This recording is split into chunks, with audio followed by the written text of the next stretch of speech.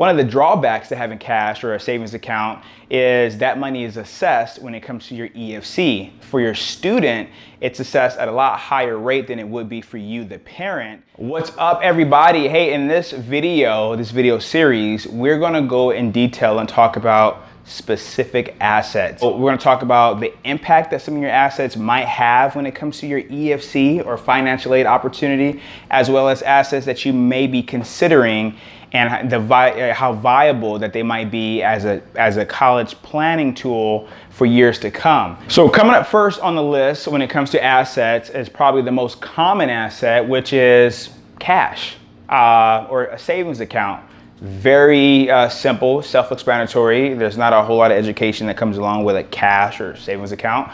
But I'll give you a couple of things that are good to know. One of the good things about having cash inside a bank account or a savings account is that you have access to it. It's fully, for the most part, liquid, unless you have it in a CD or something like that. I don't think there's any tax benefits of setting money aside in your bank account, and the rate of return is so low that you may not be hit with, any capital gains taxes. If so, they're very low because the interest and the growth is also pretty low. One of the benefits of having cash in a bank account is that you can use the money for whatever you need it for. One of the drawbacks to having cash or a savings account is that money is assessed when it comes to your EFC. For your student, it's assessed at a lot higher rate than it would be for you, the parent, right around 20% for the student compared to about a 5.64% for the parent. So if you have money in a bank account and you plan on using it to purchase a new car for your student or for some kind of expense that you're going to use for your student, our recommendation is that you typically use that money before you apply for financial aid, because financial aid is based on the day you apply dictates your EFC. So if you had your asset balances, 50 grand in your savings account, but you're going to need 25,000 of that 50 grand to buy a car, it may make more sense to buy the car first and then complete the forms.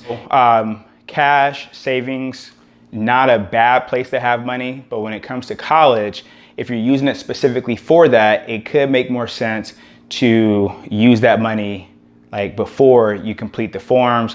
About 90% of cases that I come across, if it's a savings account for the student, the parents and or the student list that as a savings account on the FAFSA. In a lot of cases, that money can also be in the parent's name. If that is the case, then I would encourage you to, put that asset down as a parent asset, not so much a student asset, because it's assessed at a much lower rate for the parent than it would be for the student. So as we always say, what you don't know can cost you. If you need more clarification or more understanding of this specific asset or strategy that I just mentioned, please do not hesitate to reach out to us below. You can comment or you can email us directly at info@agradeabovecp.com. You can visit our website at agradeabovecp.com for more information, for more resources. Thanks again. We'll speak to you soon. Have a good one.